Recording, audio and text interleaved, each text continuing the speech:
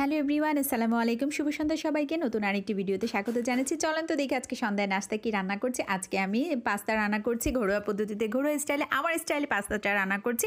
ঘরে যা যা ইনগ্রিডিয়েন্ট ছিল তা দিয়ে রান্না করে নিয়েছি। চলুন রেসিপিতে চলে যাই। আমি এখানে পাস্তাটা প্রথমে লবণ আর তেল দিয়ে 7-8 মিনিট বয়েল করে নিয়েছি। তারপর পানিটা সেকে ঠান্ডা করতে দিয়েছিলাম। তারপর এখানে চুলাতে প্যান বসিয়ে দিলাম, তেল গরম করে প্রথমে রসুন কুচি, পেঁয়াজ কুচি ভেজে নিয়েছি। আর একটু চিকেন আগে থেকে ম্যারিনেট করে নিয়েছিলাম। চিকেনটা দিয়ে কিছুক্ষণ ভাজা করে নিলাম। তারপরে কাঁচামরিচ আর টমেটো দিয়ে আরও কিছুক্ষণ ভাজা করব। তারপরে দিয়ে দিব টমেটো সস আর দিয়ে দিব একটু সয়া সস, আর কোনো তেমন ইনগ্রিডিয়েন্ট দিব না। দিয়ে আরও কিছুক্ষণ ভেজে নিয়েছি। তারপরে বয়েল করে রাখা পাস্তাগুলো দিয়ে দিলাম। পাস্তার সাথে যে মশলা প্যাকেটটা থাকে সেটা খুলে উপর থেকে ছড়িয়ে দিলাম। আরও কিছুক্ষণ নেড়ে চেড়ে নিয়েছি। উপর থেকে একটা ডিম ফাটিয়ে দিয়ে ঢাকনা দিয়ে রেখেছি। আবার ডিমটা মিক্সড করে নিয়েছি। এই যে দেখেন, হয়ে গেল আমার ঘরোয়া পদ্ধতিতে আমার স্টাইলে পাস্তা রেসিপি। আপনাদের ভালো লাগে অবশ্যই আপনারাও ফলো করে ট্রাই করতে পারেন বাসায়। তো পরিবেশনের জন্য রেডি আমার মজাদার গরম গরম পাস্তা। সো সবাই ভালো থাকে।